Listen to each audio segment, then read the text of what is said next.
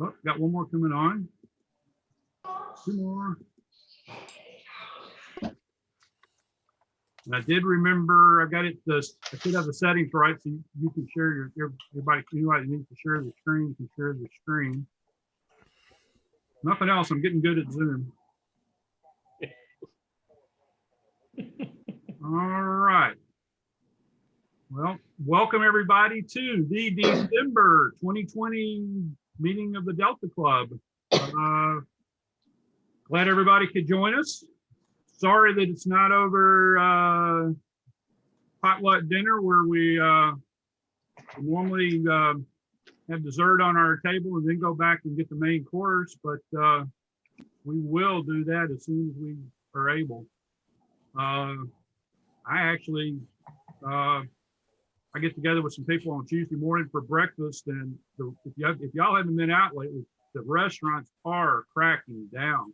Man, they no more than 4 at a table. This morning we only had 4, so that worked out. But no more than 4 at a table, and they're getting paranoid, especially after they shut down those couple of places here recently. So everybody be safe. We'll continue to be safe as far as the club goes, and we'll get together one of these days.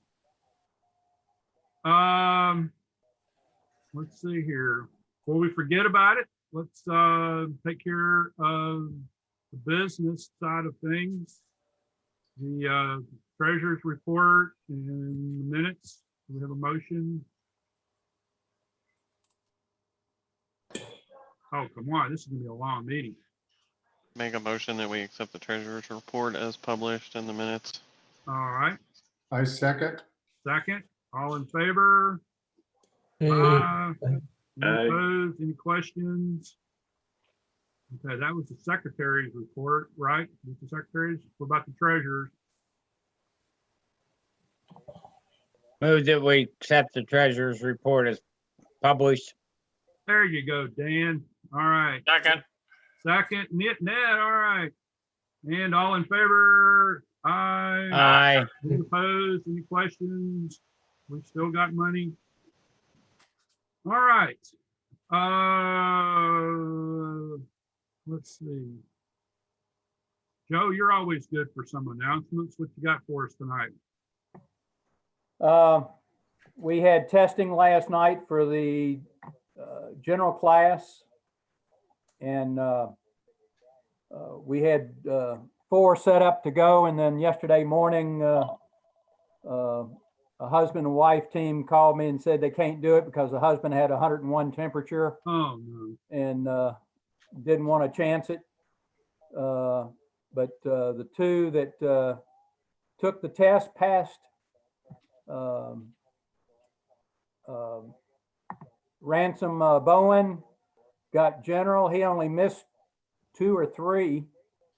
And Elliot Pope made it by the skin of his teeth. But he made it, right? I was gonna What say do he you passed. call med students finish last in their class, doctor? That's right. That's how I got my extra. So pass and pass. But anyway, I think the husband and wife team will probably test at Atoka in 2 weeks. They were interested in getting that information where to test in Atoka. That's good. I do have a extra class that we're trying to put together. We've got 4 students interested. I need to get 6 in the class to make it worthwhile. If anybody's interested, need to send me an email with the subject line extra class and their name, call sign, email address, and cell phone number to wa4ovo@gmail.com. And we got that's all for training right now. I'll probably have a tech class following the extra class, or starting sometime when the extra class might be going on. It just depends. If we don't get enough people for the extra, we'll try to start a tech class. Okay. Will the extra be online? Yes, the extra will be online. It'll be Zoom, but testing will have to be, in person. Right. Thank you. It'll be 6 nights, Monday or Thursday nights, depending on students' availability, and non-ham club nights. So the first Monday, the first and third Mondays are out, and the first Thursday is out. And then we'll go from there. See what, Michael, you interested?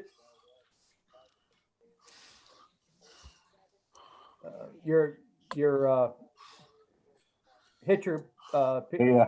Yes, I am. okay. So that's 5. Five. Okay. We just might make it.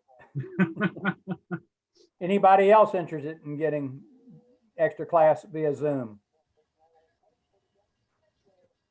Okay. Okay. All right. Anything else you want to You're gonna, announce now? or- Rick Tillman talk? Yeah. Is Rick on? Yeah, he's on. Rick, you here? There? What? What's the Rick, there he is. question? There he is. You got something for to announce?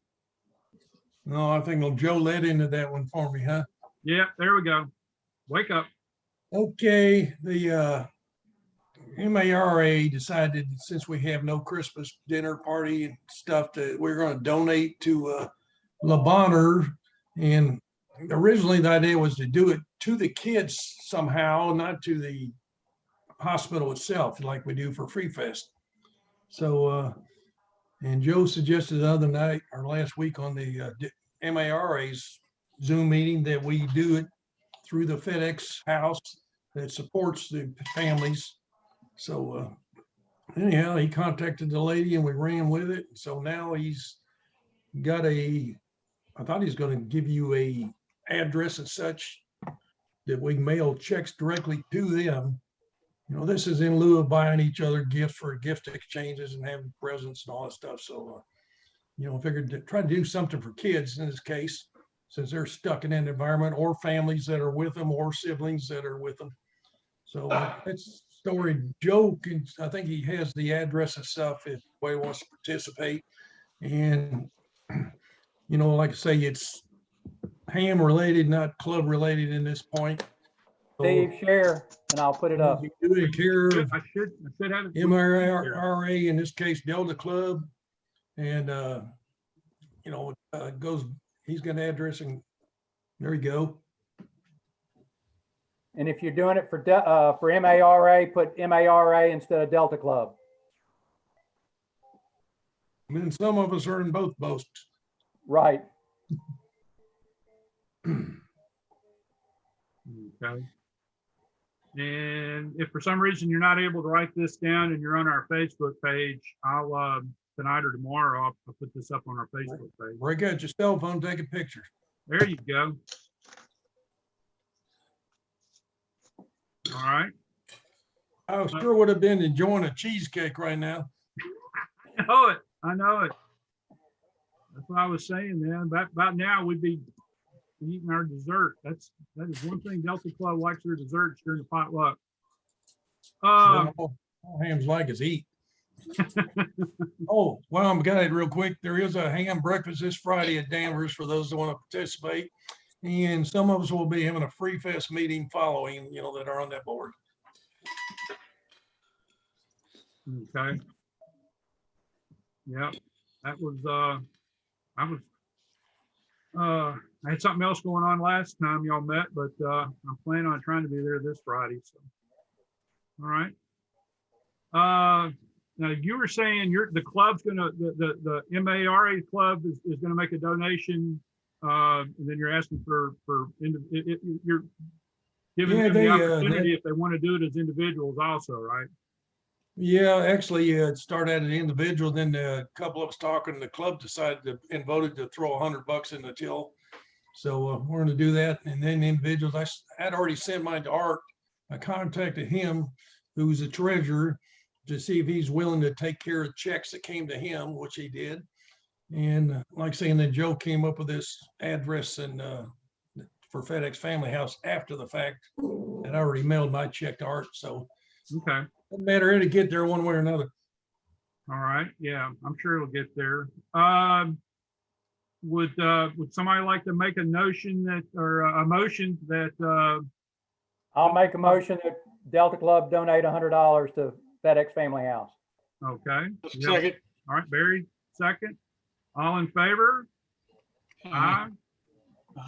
Me, Main thing on the Zoom, if somebody, any discussion or anybody has an objection? Okay, I don't hear anything and I don't, I didn't expect to, but just wanted to give everybody the option. That one is, that is a nice, choice to do. Joe called me about it this afternoon and I told him, you know, I've done some angel flights over the years and I know once or twice I've done some for that. And that one, I think I picked up somebody that was there. So I went into the facility and it's a nice facility that it does accommodate. It's more for, I think they use that one more when it's families that are accompanying younger ones that are in Le Bonheur, or I think it's even open to other hospitals, but mainly Le Bonheur. And Christmas time, that would be a nice choice to support. And they've expanded it in the last couple of years to where they tripled the apartments that are available to families. Well, that's good. That's good. Like I said, it's sometimes it's not even it's in addition to the one that's needing the treatment. If there's other younger, I think when I did it, that rang a bell that I brought a mother and a middle-aged, like 10 or 12-year-old, and then a younger one that came along. That way the mother didn't have to make arrangements for, doing something with the other one when they were in town. So it's a nice situation. I have one comment. Rick Canshat, Kavanaugh Casey said hello. Okay, Kavanaugh's a great person. Yeah, the FedEx Family House is for Le Bonheur families, and we expanded it to over 200 apartments / rooms, and it's a beautiful place. I mean, it is a gorgeous place, and the FedEx families actually help with that. The pilots and their wives and different people from FedEx. Also, it's the #1 site that FedEx allows employees to donate to. Well, Do that's the work. That's great. All right. Anybody else have any announcements? Hey, Steve, don't forget, there's another Junk in the Trunk Part 2 on Branch this weekend. Yep, I had that one on my list. That's this Saturday from 8 to 12 in Olive Branch. I think it's 9 to 12. 9 to 12, okay. Pleasant Hill Elementary School parking lot, 7686 Pleasant Hill Road. All right. Joe, I'll touch base with you. We'll kind of look closer at the weather and see what we're leaning toward. Okay. Forecast right now is rain. If it's going to be an outdoor deal, I don't think it's as much a forecast as when we first planned ours and had to reschedule it, but we'll just have to see. 30%. Now, along the same lines, sounds like Free Fest is planning on trying to do it again next year. So that's a good sign. We've signed up for 2 tables there. So that's it. Hopefully for 21, as much as people can, they're going to try to plan it and then just adjust if they need to. All right. Anything else? I got something, Steve. Yeah. as everybody, I'm sure that gets on the net is starting to hear that it's starting to mess up. The repeater's starting to mess up a little more often now. And personally, I like that it's messing up more because it'd be easier to fix, you know. But it's been so intermittent. You know, be halfway through the net and all of a sudden it'd just be clear as a bell. But anyway, all I wanted to mention is that I would like for people to see if they know how to get to the Germantown repeater, because you know, if they don't ever go to it, quite often, you know, they forget, especially on some of these Chinese radios. They're not easy. And, you know, they need to practice and get it programmed in and learn how to switch it, because we're going to, you know, last night was so bad. If I could have gotten in touch with anybody in time, I would have said, let's go to the backup, because we announce the backup every night. And, you know, and we're going to work with the net controllers to work something out also. Joe is. So anyway, that was it. Just a reminder for everybody to learn how to switch your radio over to the 146.625 Germantown repeater. And that is our backup. Anything to add, Joe? No. It's a minus 600 and with a PL 107.2. Yep. Zone. That's Okay. it. All right. Anybody have anything else? We question on, will the swamp stoppers things go in January or? Yes, that's the last I'd heard. I saw something on their website about a month or so ago, and I sent them an email, and they said that they were planning on doing it and planning on having us. And I said, well, we'll plan on providing, you know, the normal number of stations and everything, and let me know if they were going to have any other kind of meetings. And I haven't heard anything else. So, but I'll keep everybody updated on that, and we'll, you know, I think I'm going to start with the ones that have done it last year or so, and then we'll go from there if we need some more help. January the 16th. Yeah, that's a Saturday again. It used to, you know, before last year, it used to be on Sundays, but they've switched to Saturdays. But well, I'll keep it. I'll try to find out some more about that in the next couple of days and start announcing that on the net, or send out some emails. I think they will do it. There was another that I'm friends with a couple of people that are crazy enough to do that, and they did a race over in McNairy County back in October. So they did it. Now, whether or not things get that much worse between now and January and they can't do it, that's the question.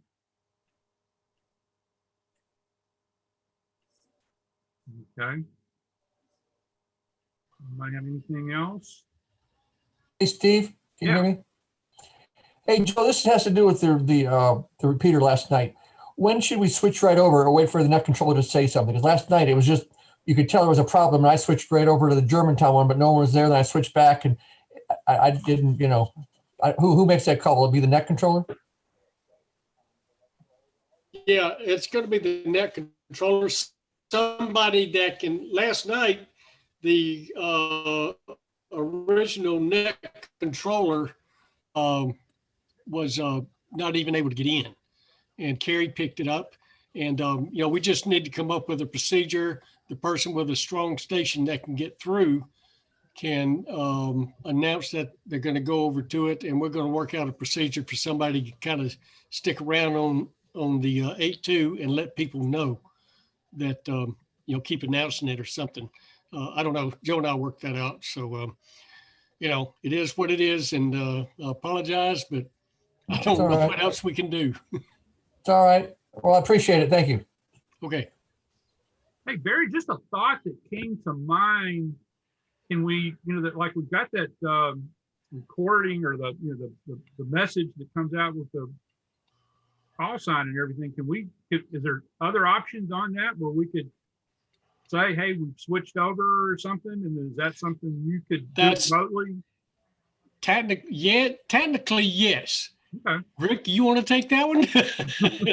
That would be some hairy trying to program it because it is not friendly to Okay, do. I just didn't, I just, while I was thinking about it, just thinking out loud, hey, is that the type of thing we could, could do that? I'll look Yeah, it into would it. be very cumbersome. Okay. Okay. I'll see if there's a way we can do it where we can kick it off when needed or something. Yeah, I think there is a way we can do it, but I don't know. Yeah. I was It's, just thinking, it's kind of confusing. yeah. Okay. I was just thinking out loud. in case Maybe, somebody else- hey, Barry, maybe we'll program one that's 5 after 8 that says, if you don't hear us here, we're gone to the other repeater. That'll work.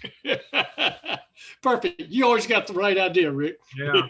Well, that's why I was just trying to, while we had some, if we put 39 different minds together, we might come up with one good idea. So, all right. All right. Anybody, looks like Andy, Tony's back on here. Anybody have anything else before we switch over to the presentation? Yeah, I do. Yeah. Usually when I call the net now with the repeater being subject to all this interference, I go mobile. So I'm up more towards Brunswick. So I'm doing it on my handy talkie. And if we have to switch out to the Germantown repeater because other people can't make it in, I wouldn't be able to hit the Germantown repeater from there. So it's almost as though we have to keep 2 NCOs on tap for every night, so that so that one person at least can reach one of those repeaters.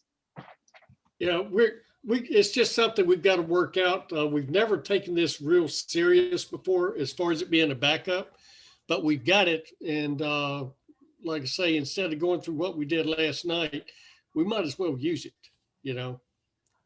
we just got to work it out. Yeah. Barry? Yeah. How old are our repeaters? How Are old they are getting, they? Not that old. No, they're not that old. Plus, I just swapped them out 2 weeks ago, 3 weeks ago. They're less than 13 years old. Yeah, it's definitely interference coming in on the receive. It's not the repeater. The repeater is fine. It's what's happening is some kind of interference is getting in to the receive side. And if it doesn't have a tone, it's not going to break our squelch. Okay.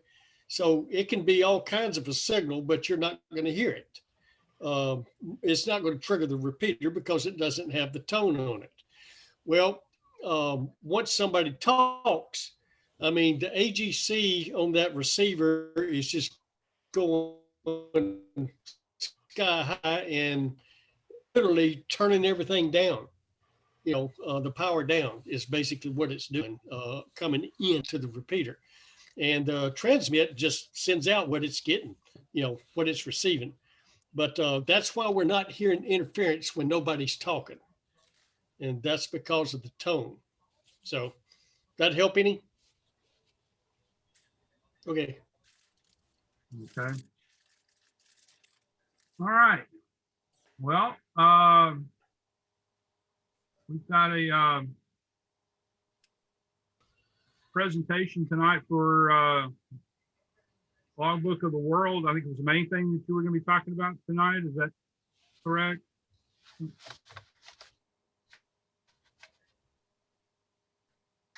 Your mics, you still have, you're muted, Tony. Okay, I'm sorry about that. Yeah, that's all right. I'm unmuted now. Yeah. Yes, Logbook of the World will be one of the topics I'll be covering. Okay, yeah. All right. Well, Joe's the one that suggested it, and I don't know if he's got anything else to add as a introduction, but I was looking on your webpage, and looks like you've been active for quite a while and done some exciting things. And in addition to that, looks like you do some railroad stuff. So that's kind of interesting. So you want to give us a little background and then Yes. So this will be this is my 39th year. My 40th year will be next summer when I got my license. I was originally KA8 NRC.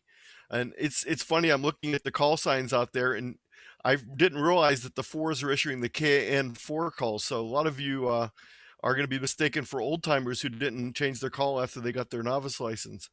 So those of you that have KN4 calls, you might want to dig back in some old call books and see who had your call originally, because all the KN4s were originally issued, or most of them were. By the way, I knew this was going to be a holiday dinner, so I prepared a banquet for you, but no one seems to have eaten anything yet. Thank you. I've been waiting, but the plates are all still here.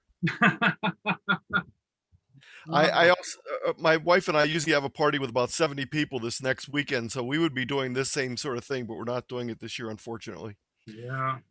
So I volunteer for the Cuyahoga Valley Scenic Railroad. The Cuyahoga Valley National Park is just about 10 miles from here, and it's the only national park that actually has a train that runs through it. There's a train that runs to Grand Canyon, but it doesn't run in the park. And right now, unfortunately, we are not working because of the pandemic. We only have steam 2 weekends a year. We use our diesel engine, but I have a picture of it. And this is me in my trainman's outfit. So I'm going to give you the link to the slideshow also, because the slideshow is full of links with resources in it. But I hate these ugly underlined blue links, though. You'll see the links as being in a serif font with a little image next to them.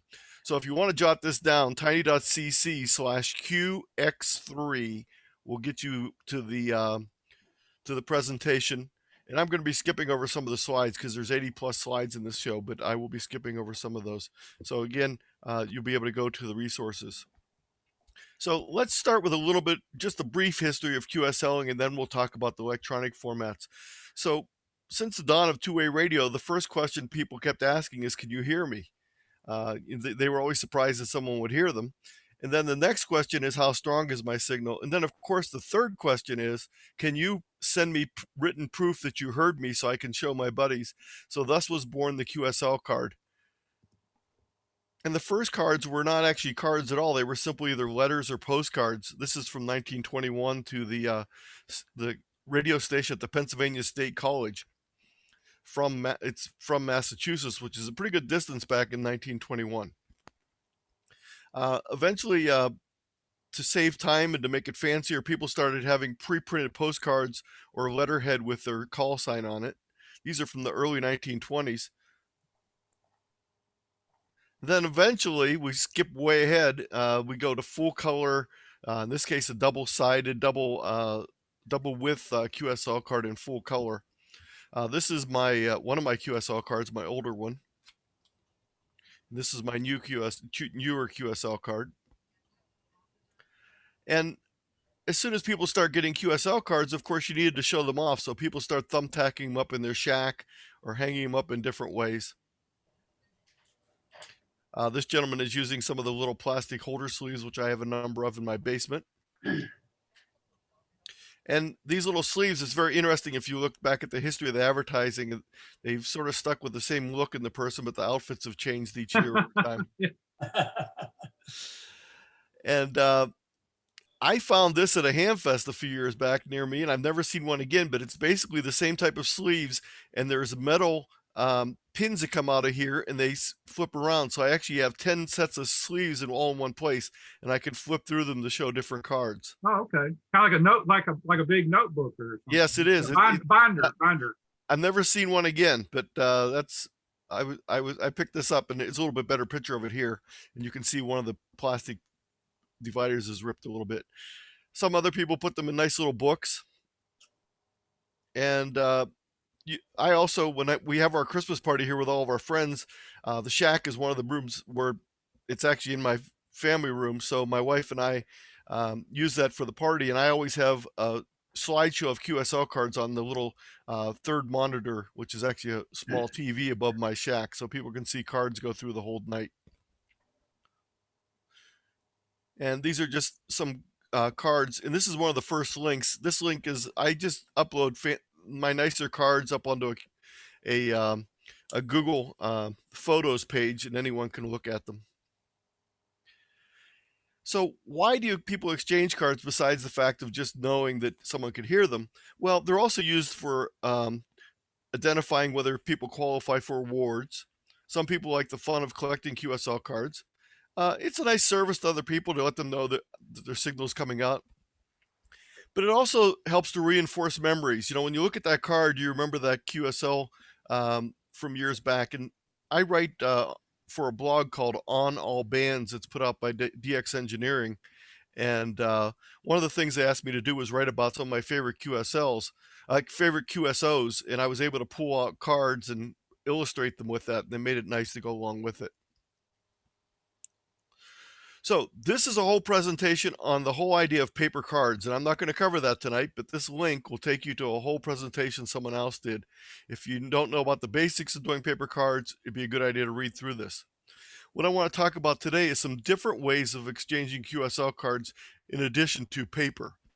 So we have the physical or the paper cards, and we can exchange those in a number of different ways. We could hand one to someone personally. We could deliver them via the mail. We could use something called the ARRL QSL Bureau, which again, I'm not going to talk a lot about tonight. Or there's also some other commercial bureaus. A couple newer things, though, in the last couple of years are hybrid QSLing, OQRS, which I'll explain a little bit later. Simply sending an email request to someone saying, hey, could you send me a card? That sometimes works. And then sometimes you get cards without even asking for them. Sometimes Big D Expeditions will, especially via the Bureau, send out cards to everyone that they made contact with. So sometimes you get unsolicited cards. And then the third category is the one we're going to focus mainly on, and that's electronic QSLing. Sometimes with an image and sometimes without an image. So what are these different types of services good for? Well, for awards, physical cards work fine. Logbook of the World usually works for most ARRL awards. And mostly the other services are only good for some limited awards. So EQSL doesn't really work with most award programs. As far as the visual appeal, physical cards, of course, are nice on your wall. EQSL actually has an electronic image of a QSL card that comes with it, so you do get a picture. And QRZ is a way you can get pictures of people. But of course, Logbook of the World has no pictures with it, so it doesn't really help for visual. And if you're just interested in personal accomplishment, all the different methods work just fine. So let's first talk about some advantages and disadvantages of exchanging physical QSL cards. Well, the advantages, they're good for all awards. There's no other award that I know of that won't take physical cards. They're nice visual appeal. They can be displayed in your shack. And there's a wide variety of styles when you're picking out your own card of what you want to do to personalize your card. Disadvantages include the printing cost, and they can be substantial for the cards. The cost of postage or even the cost of sending cards via the Bureau adds up pretty quickly. It can be time consuming to fill out all the cards, address envelopes, etc. Then when the cards get to the location they're going to, storage can be a problem. And in my case, I've got thousands of cards around here. If I want to find one, sometimes it's hard to find an individual card. Exchanging cards via direct mail, which is one way that we're doing with physical cards. Again, they're good for all awards. It's slow, but it's much faster than the Bureau. It's personal, and it's fairly low tech. The disadvantages include postage costs, which can be substantial, and especially if you're receiving a card from overseas. You can't just send a stamped addressed envelope as you can for a US card. And then sometimes when you send cards overseas, especially, people will steal the funds that are in the cards for return postage, or they might steal the cards themselves. And it also takes time to address, sort, and mail. Using the ARRL Bureau, the cards still have to be exchanged physically, but you're not paying as much for postage, and it's organized in a fashion that allows it to be handled much more efficiently. And it's cheaper than direct mail. It's the best method for high volume, but it's extremely slow. I've gotten QSL cards as late as 10 years after I've sent in the original request. That's not typical, but typically you don't see less than a 6-month turnaround. There's a lower percentage of return. Not every country you send cards to allows everyone to send their cards back via the bureau. You have to be a member of a national society in some cases. In some places don't even have bureaus. There's also cost to use the bureau. And again, you're still sorting and printing. To use the outgoing ARRL bureau, you must be a member to send, but you do not need to be a member to receive cards in the bureau. And you might say, well, how would I ever get any cards if I don't send any? When we talk about OQRS, you'll see that you can receive cards from the bureau that you request electronically by using OQRS. So these 3 links are information about the QSL Bureau, and this one, third one, won't apply to you. You have to find out what your local area QSL Bureau works, how it's broken down in the 4th call district. I'm not sure how they handle it with the number of states involved in the 4th call district, but in the 8th call district, our bureaus run in each of the separate states. Exchanging cards via Logbook of the World. It's good for all the ARRL awards. It's fast and easy after you set it up. Membership is not required to participate. It's accurate and secure. There's no storage or sorting. Some of the disadvantages, it's good only for ARRL awards and a few limited number of CQ awards.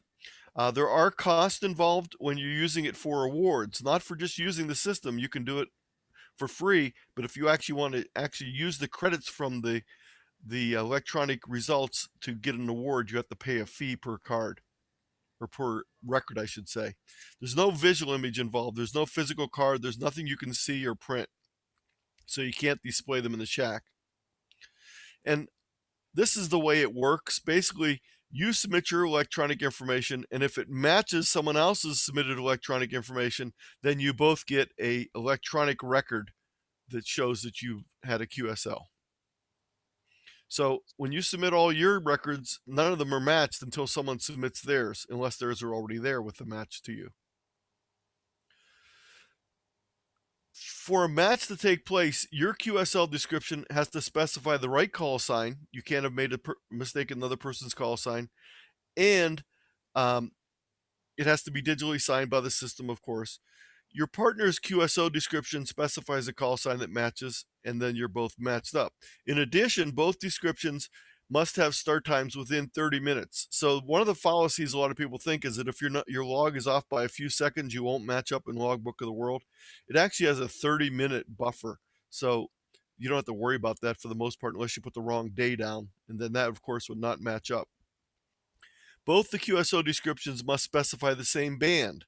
Not necessarily the same frequency, but the correct band. If it is a cross-band a contact, it has to state both of the bands that receive and transmit took place on. Both QSO descriptions specify the same mode, and it has to be an exact mode match. So if I say I did a CW contact and you said I did a single sideband contact, it won't work. There was a little glitch with FT4 when it first came out, but they've gotten that straightened out now. And so what they do in that case is it has to at least be in the same mode group. So if you sent a card in as MWFSK, that is the same mode group as FT4, so they would match up. So I'm going to pause there just for a second and see if anyone has any questions so far.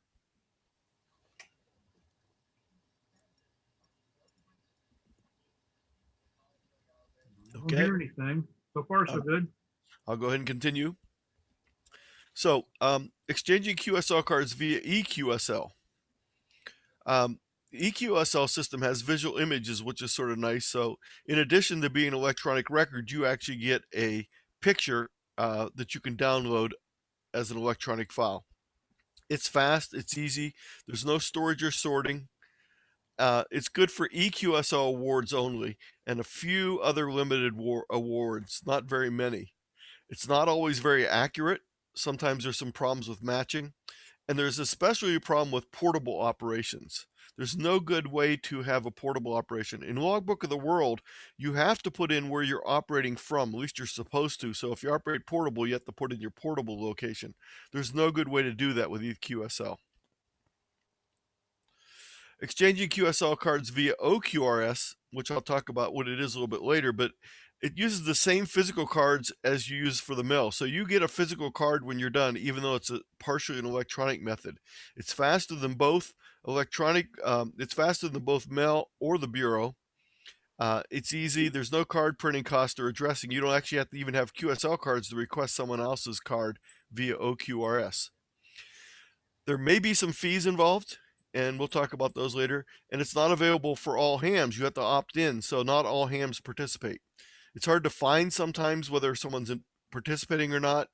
And there's still physical storage of the cards once you get them at your end. So let's talk a little bit about getting started with electronic methods. So here's Jeeves filling out some cards for his operator. If you have a butler that takes care of your QSLing, you don't need to worry about doing anything electronically. He'll just fill all your cards out for you and send everything. But I don't think many of us have butlers out there, so we're going to go talk about getting started with electronics.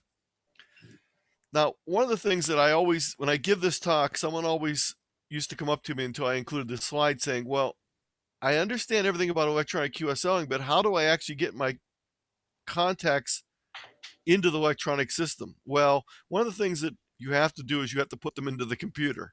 You can't just take your paper logbooks and automatically do electronic QSLing.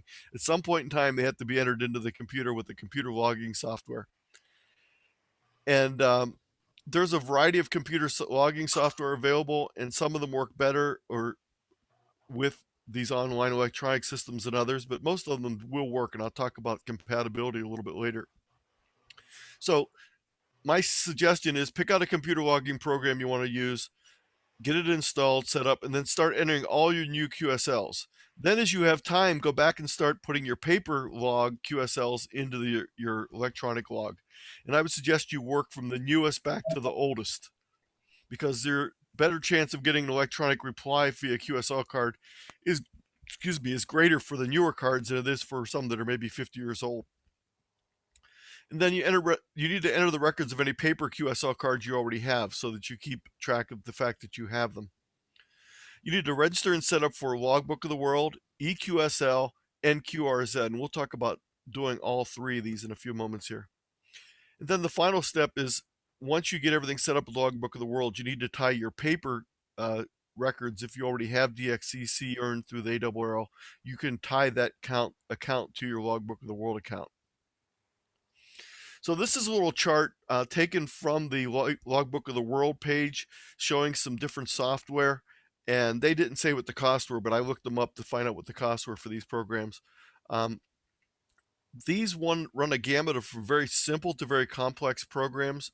Some are free, some are have different costs, some are very cheap, some are pretty expensive. Two of them that are on the list are contest logging software programs. And I don't suggest those as being your main computer log. You can use these, and they work great for contesting. And matter of fact, I use these use N1M all the time. But I upload the file, I download the context from my log program into my my contest logging program into my main log before I do any QSLing. I'm using this Logic 9 by PDA Software. I've been using it for a number of years. A gentleman out of Georgia puts that out. If you're looking for a free one to just start experimenting with, I suggest Logbook for OM. It's one if you don't have a log already and you want to look at something free. A lot of people like the Ham Radio Deluxe, but other people will say that it's way too complicated for them and don't like it at all. So I'd say I found people on both ends of the extreme for that one. One that a lot of people like also is the N3FJP software. And it also is a contesting software, but it also is a logging software, and it's not very expensive. Almost all the ones that are paid have a free demo version you can try out. And I would actually suggest maybe trying a few of the demos out to see which one you like, because you're going to invest a lot of time in it in the long term. So setting up for Logbook of the World. I'm sorry. Before I do that, I have an advertisement. As someone mentioned earlier, QSLing in an online world is this same presentation I'm doing tonight. I'm going to do it for the ARRL in a shorter form. They don't get as much detail as you do because they only give me half an hour to talk. And that's going to be on January 5th. And then on January 14th, I'm going to talk about logging software. And both of these are available from the link, and they record them afterwards so you can watch them if you're not available when they run live. So let's talk about Logbook of the World. And this link, which I'm going to click on here, is the actual page on the ARRL site that goes through everything as far as starting up. It has submitting the information, getting started, all of it's here on this page. In addition, ZL2 IFB /G4 IFB, he's a very prolific writer, and he has put together, you may have seen this before, he has a very good guide on FT8 and FT4, but he decided that there needed to be a guide for Logbook of the World that was a little bit more informative and a little easier to follow than the ARRL site. So what he actually did is he started a joint project using a shareable Google Doc, and about 15 people contributed to this project. I'm one of the contributors, and it's a 30-page guide that you click on, and you can go out to this guide and look at the PDF. It's up to 34 pages now, and it walks you through all the different steps.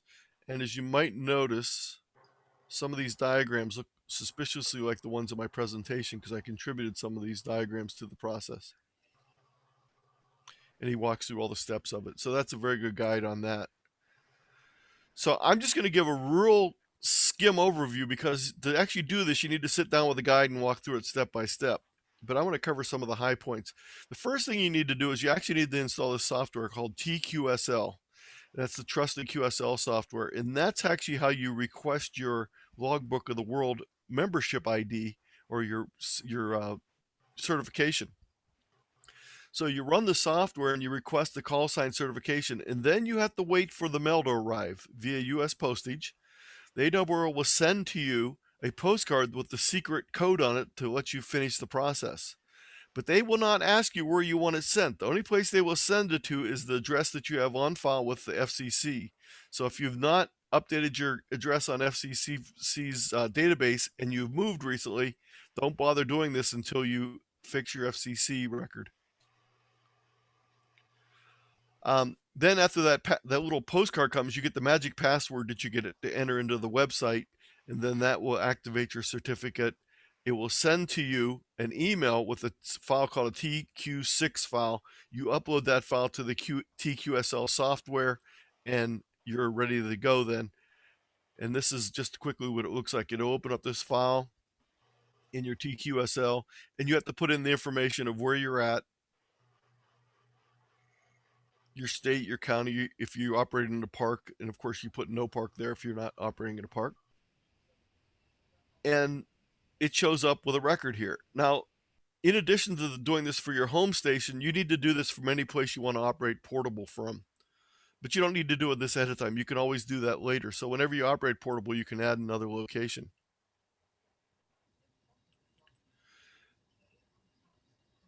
And then you need to actually upload your QSOs to using the TQSL software to the Logbook of the World site. And I'm not going to go through this step by step because it's a little bit different depending on what logging software you're using, how you do this the easiest way. But here's just a quick look of manually uploading it through TQSL, which is not the way I recommend you do it. I recommend you do it through your program, your logging software. If it handles this for you automatically, it's much easier. And this is what the Logbook of the World page looks like when you go there. And you can go in and look at your progress by looking at these awards levels. You can look up call signs of people that you've thought you've QSL'd, maybe they haven't yet, or you can manually upload a file, which again, I suggest you do through your software instead.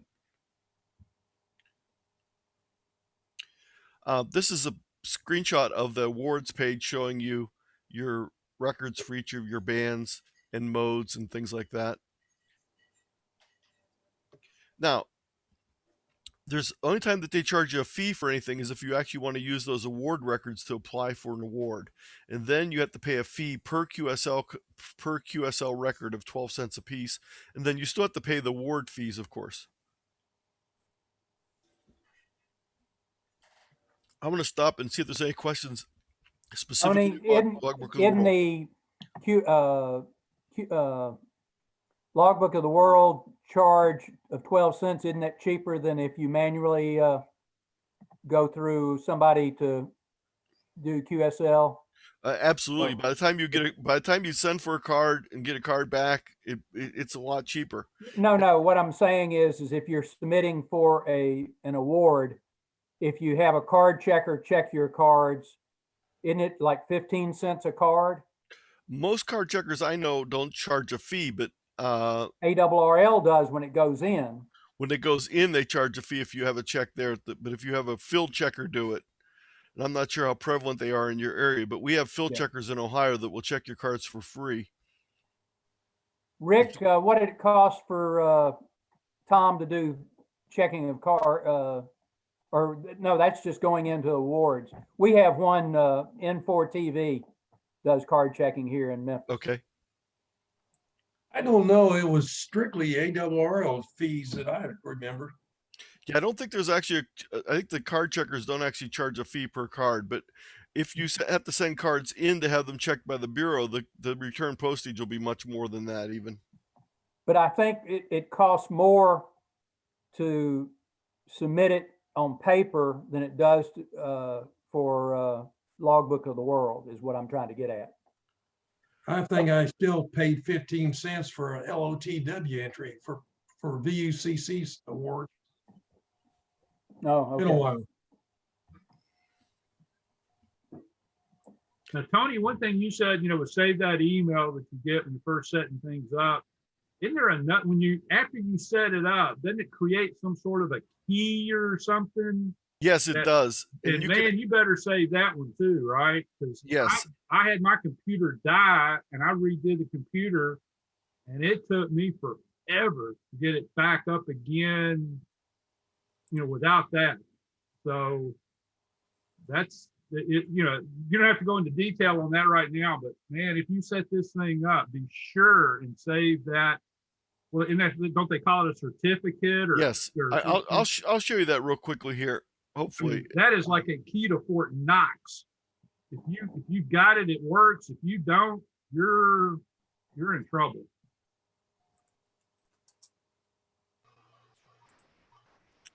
Here, this is the TQSL software. Can you see this on the screen? Yeah. Okay. Yeah. What you want to do is where it says call sign certificate, you want to go back in here and you always want to, when you load the call sign certificate here from them, but what you also want to do is you want to click on this link down here. It says call sign certificate, and you want to save a copy of each of your certificates and put them somewhere safe. Yes, you do. You want to put them on a thumb drive or something, man. Yes. And what I actually do is I have them on 2 different places, and I actually uploaded them also to my Gmail, my Google Drive. So I have a copy of them there. So I have copies in multiple locations. And I even have a copy for a friend here who couldn't set it up himself. So I actually have a copy of his certificate here. The reason why I have multiple certificates is this is mine. This is my old, you need to get an old certificate if you've had an old call before. This is my wife's call. This was a call sign we had for a club that I was a member of, and this is another club I'm a member of. So I'm this trustee for both of those 2 call signs also. So let me go back to the slideshow here.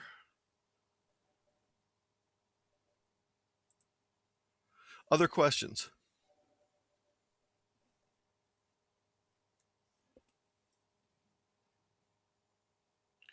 Okay, so let's talk a little bit about EQSL. The EQSL is pretty easy to sign up for, and you can do it all without having to wait for a postcard to come. So you go in and you register, you verify your email address, they send you an email, you verify it, you set up your password, etc. There is another additional step though that you can do, and I suggest you do it also, and that's called verification, where you send them a copy of your license, and then that makes you an authenticated user, not just a user. But all the instructions are available here.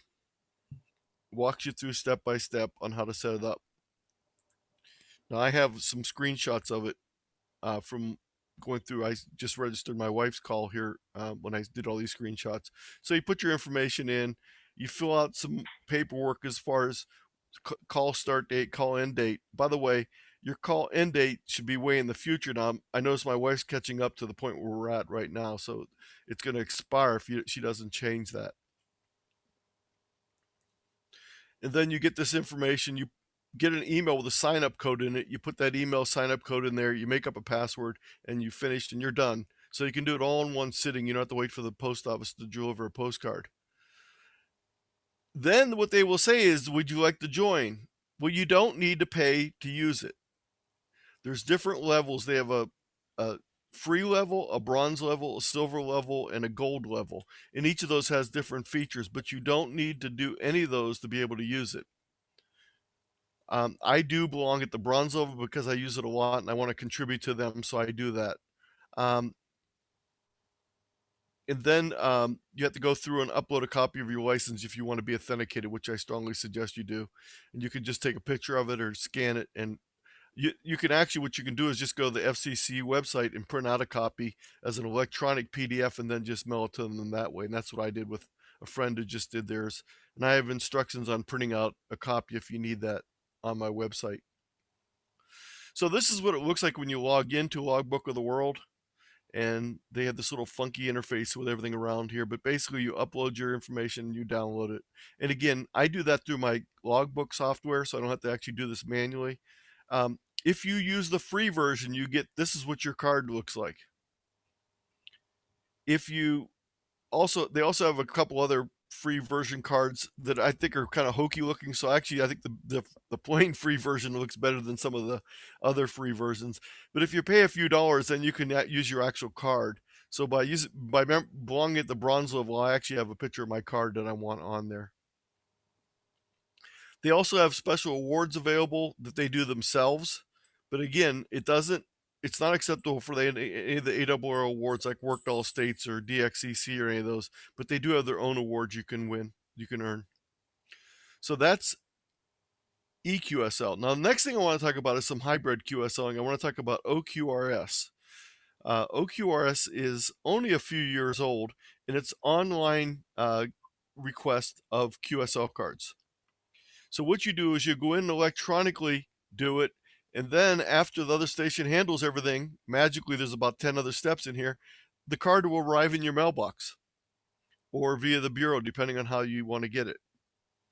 So it allows you to request a physical paper QSL card via an online website. It's something that stations need to opt into. Not everyone participates. The card may be delivered direct or via the bureau. You may or may not have fees involved. If the fees are usually via PayPal, so it's easy to do. And unfortunately, there are not just, well, this sentence is mangled, I got to fix that.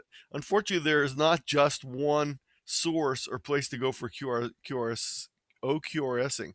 These are all potential places you have to look to track people down. Now, fortunately, the most popular one is Clublog, and it's the easiest one to use out of all these, but all these other ones are potential places where someone might be. The other place you might find OQRS ability is some websites on the Expeditions have a little click button on there to request the QSL card on their website. So let's just go real quickly through the method on Clublog because that's the most common one I use. So basically, I upload all my logs to Clublog, and once my log's uploaded, I can search for other call signs. So I search for this Papa 40 Alpha, and it shows that, yes, I've made contact with them on all these bands and all these modes. I then click on the little button that says Request QSL Card, and it brings up this screen, says, how do you want to get your card? Do you want to get it direct, or do you want to get it via the bureau? If you want to get it direct, it's $2 per QSL card, and each additional cost is $0. If you want to get them via the bureau, they're free. So you fill out the information here, and then you click on the whichever way you want to get it, and you click on the confirm details. And then if there's a charge involved, you have to put the money in here and finalize the pay. But I did all these, I requested all these for free via the bureau. I then click on the finalize QSL request, and then magically the card arrived via the bureau. It didn't actually come in my mailbox without being in an envelope. It came in my bureau envelope, and I got the card. So you can also do it by looking through the QSL chart. Instead of looking for an individual station, you can look for a country that you've worked, and a potential OQRS shows up. And I'll actually demonstrate this for you in the the logbook of in the DX Club log. After we're done here, I'll actually show you how this works with real live. And so I found these stations for Norfolk Island that I had worked. I clicked on the OQRS. It brought up the same little interface again, and it says it was $3.80. I really wanted this card. It was actually 3.8 euros, and I really wanted this card, so I could click on here that I wanted to get them direct, and I could click on these little buttons and order that card. This is actually a video of me going through the steps. So I found a country that had an OQRS on the side. You see it's in that pink color.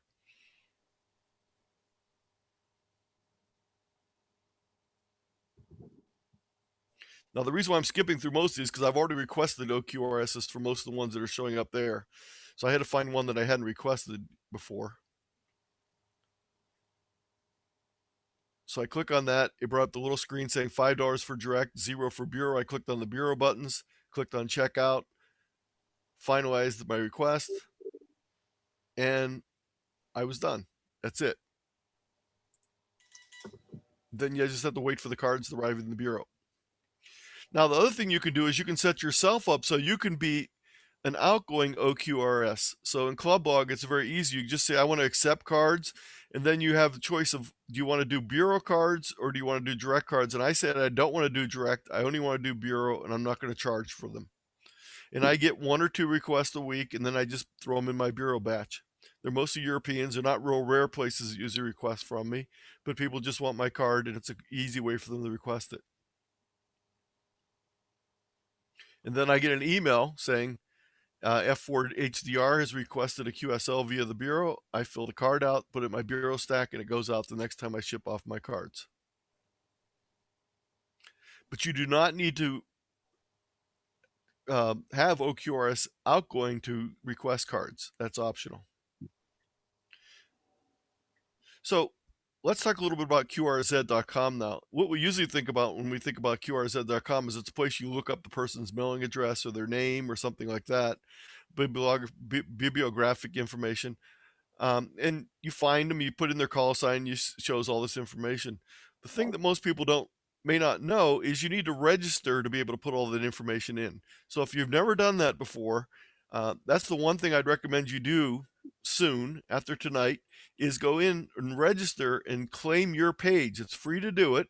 You can then edit your biography. You can put an online log. You can put your contact information, and you can check to make sure everything's correct. Because when they pull that information, a lot of times your grid square is wrong and other things are wrong. So let me show you real quick what I mean. Let's just go out to QRZ.com. I'm just going to go to my page. And because I've registered, I can go in and put this whole bibliography in here. So I put all these pictures and this information here. I even put a place where people can search for their call sign on ClubLog and see whether they've worked me or not. Let's put in here, who did I work recently? N8II. So it'll show him that he's worked me, and that's through the ClubLog interface, but I can put all that there. I could click on the details and look, and I would suggest you look yourself up and see whether your grid square is right. A lot of times the 5th and 6th digits of your grid square is wrong because they use a post office in your area, not your home location. Now, in addition, you could have your logbook online, and you have to upload it periodically, and I upload it directly from Logbook of the World to here. It interfaces with it. So the last time I uploaded was on the 3rd of December. But it basically shows me everyone, and what it does is it looks at other logs that people have uploaded and tells me whether there's a match. So in effect, it tells me that they have confirmed the fact that I made that contact.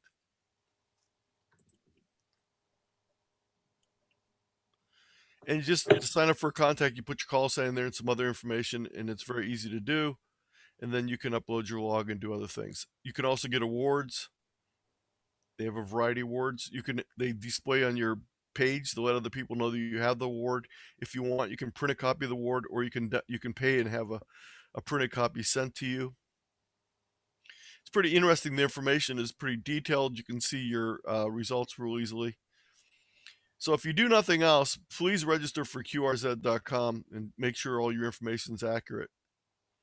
The last thing I want to talk about real quick are a couple of programs and apps that might be helpful for you in QSLing.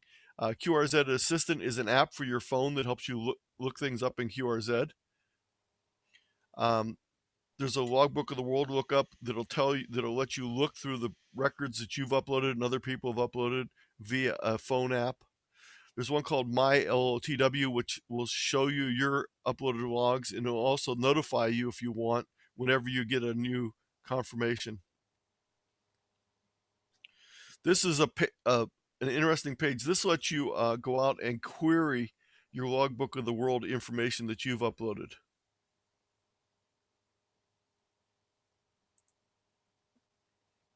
And then they also have something called ARRL's Online DXCC, which allows you to submit your information for DXCC online.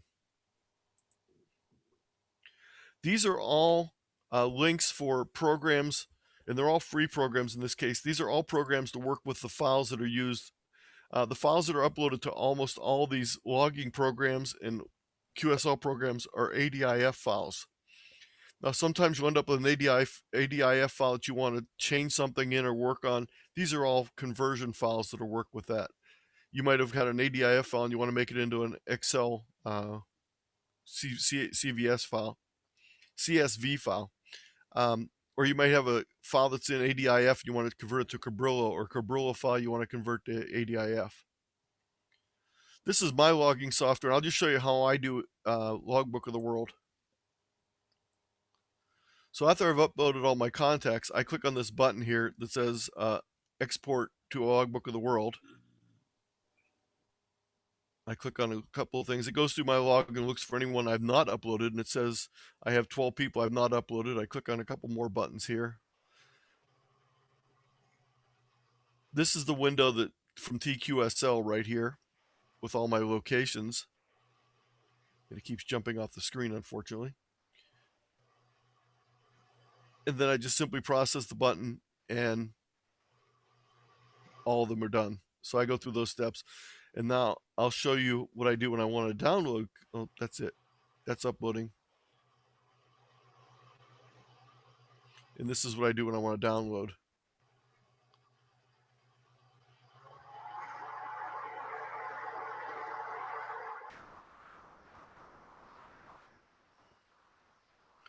I had to change the date there because I had already downloaded them for that day.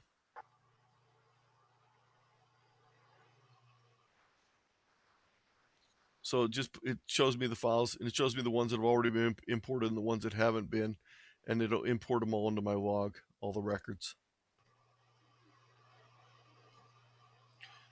It also does EQSL imports, and when it does the EQSL imports, it also brings the pictures in from EQSL into my log automatically.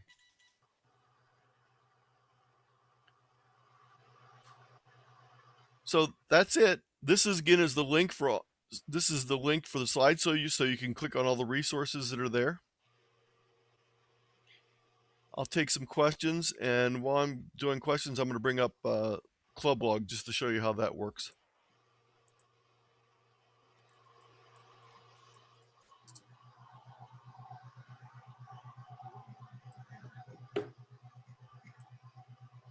Anybody have any questions? Yeah, I got one for Tony. Yes, go right ahead.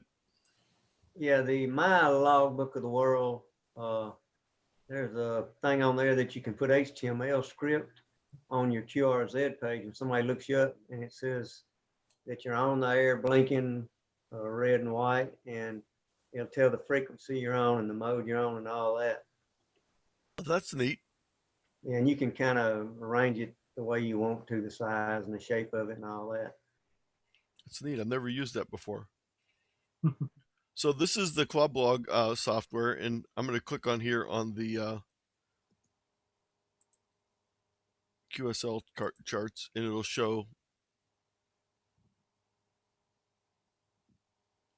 the information. And again, if I look through these, and whenever you see one that has an OQRS on it, you can click on it to go out and request the OQRS. And this one, you see, I've already requested it. So that's the way that works. But it also has some other neat things in there, like you can look at your DXCC chart. It keeps track of all that. So it's a pretty nice little program. And again, it's completely free. You can donate to it if you want, but they don't even ask you for, there's no like different levels. Okay. Other questions? Hey, Anthony, this is Yes. Tom over at K4SLP. Hey, I've got, I'm registered in QRZ, but every time I go in there to look at it, they have me in Anderson County rather than Fayette County. And I just can't figure a way to fix that. Okay. Have you registered? I have. Okay. When you registered, if you just go in, you can change the settings. You can change it. Let me bring it up here real quick. Tell me if you're seeing a QRZ.com page. I am. Okay. So when you go into your account, you go to edit your page. Okay. Go to edit, and then here's the information. You want to click on the call sign data, and that's where you can change all this information. Okay.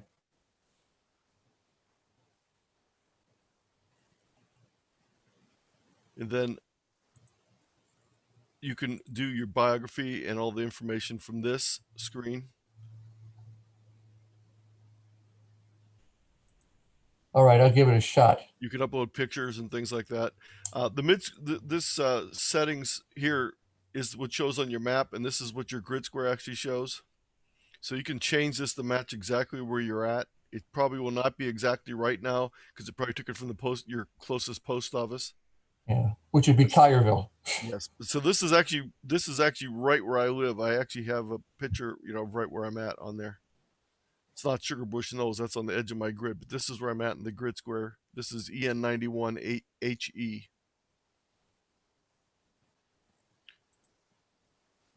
Other questions?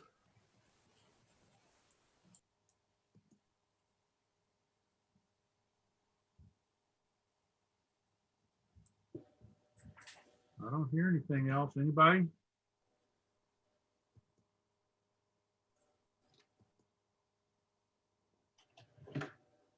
That's It's a good. great presentation. Yeah. Thank you. I'm just going to bring up the last couple slides here. So here's my contact information and my website, which I'll click on my website to show you real quick.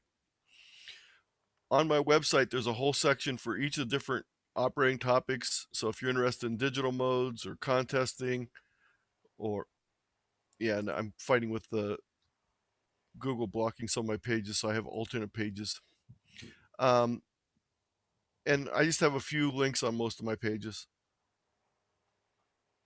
Just a few hundred. So this is my contesting resources page.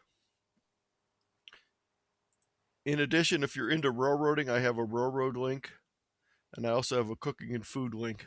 I love to cook, and by attending tonight's session, you can download my free Southern Italian American cookbook as a 38-page PDF if you're into food. Some other presentations I have available.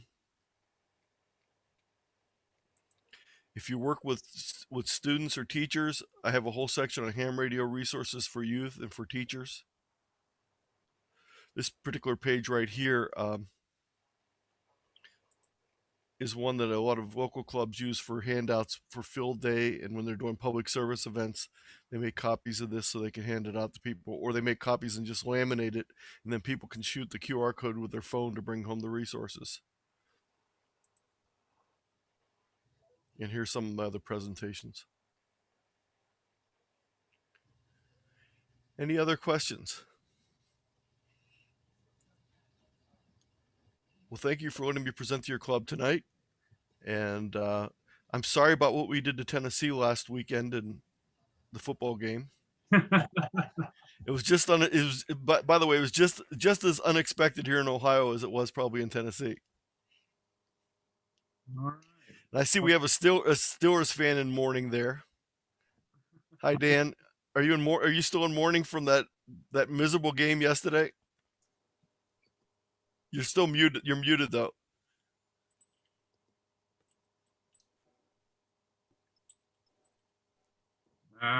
I'm We sorry. didn't even get to see it yesterday. It's good you didn't if you're a Steelers fan. Yeah, I know. I actually grew up right on the Ohio-Pennsylvania line, about 2 miles from Pennsylvania is where I grew up. That's why I actually have a Western Pennsylvania accent if you're trying to figure out what my accent is. So I say Where? yes, just like the Steelers do. Well- A town called New Middletown, between Poland and East Palestine. Okay. Well, I was raised just outside Washington, Pennsylvania. Okay, very good. I had a lot of relatives in Newcastle and Butler and that part. So we had a Steelers side of the family. I was the Browns side of the family though. So Not everybody can have good choices. I also operate QRP, so that tells you something about my masochistic nature of choosing the Browns and QRP operation. Life's too short for QRP. And some people say it's too short for rooting for the Browns. Go Buckeyes. Maybe Well, not this year, though. I not got to this week. admit, they looked tough the other day. Anyone else have any questions about anything? Well, have a good holiday. All right. Enjoy eating at home, at least if you don't get to go out for your club party. I'm doing our club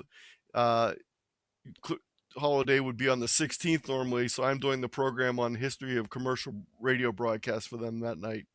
And we're gonna use our Zoom, and we're gonna have breakout rooms so they can pick which people in the club they want to talk to, because of course everyone doesn't talk to everyone else at a club meeting. They always have to have their own little groups. That's it. We like to talk, that's for sure. Tony, Yes. Tony, we do appreciate it. It's nice to have more information. That's the thing about we're all learning about radio in general, but logging and contesting and all the different resources. There's always something new to learn, and looks like you've got a lot of good information that you shared tonight, and that you've got that we can look at later. So we appreciate it. I will also be posting on my YouTube page sometime, probably tomorrow, the 3-hour long N1MM marathon from Sunday. If you're interested in watching me go through that, or if you just want to go to the slideshow and not listen to me, you can also do that. So that'll be posted at my YouTube site sometime tomorrow, probably. Tony, Yes. on QSL cards, are you familiar with the book Hello World? Yes, I have a copy right here. Okay. That is quite an interesting book. I can't get the and show. the up way on the it came about. Yeah, I actually had them. I actually had to have a signed copy. I bought it down at Dayton from them, and they signed my copy, so I have a signed copy here. Okay.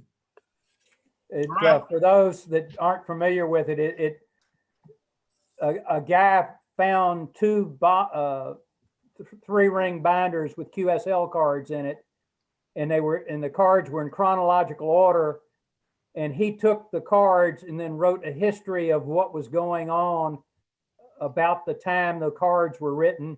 One of them was in like 1939 or 1940 when from Japan. Wow. Occasionally on FT8, I will see Hello World come across there. Is that the same thing? I'm not sure I think that someone's just testing out their computer to make sure things are working. I've seen it. I've seen it over several days, not a lot, but I was thinking, what? Yeah. If any of you are contesters and you work me in a contest, I use AL for my name for contesting, because Anthony's too long and AL is my initials, so I use AL. So I don't go by Tony or Anthony or any other name. I've tried many things and nothing works, so now I've just went with Al. Okay. All right. Before we leave for the night, for the month, and for the year, does anybody have anything else to share? Any questions, comments, concerns? Merry Christmas. Merry Christmas. That's right. That's right. Well, I did want to say, it's been a trying year. We've had a lot of challenges, but as a group, we've met the challenges, and I see that Joe's got the address up here if somebody wants to get that again. But as a group, we've made it through a tough year. We do have some board members that are leaving. I'd like to thank each one of them for what you've contributed, not only this year, but while you were on the board. It's been a big help, and it's been a big comfort to know that you're there to help. And as you can see, I'm Santa's helper tonight, so I've been keeping a list of who's naughty and who's nice. So if you thought you were nice and don't get anything for Christmas, just get with me and I'll share the naughty list with you, and they can tell you how to have more fun next year. So. All right. Anybody have anything else to share or add? Nope. All right. Thanks, Tony. Yep. Thank you. All right. I think that'll be it. And Scott would say, please clean up around your chairs, and we'll see you next month. All right. Thanks, everybody. All right, thank you. Thanks, everybody.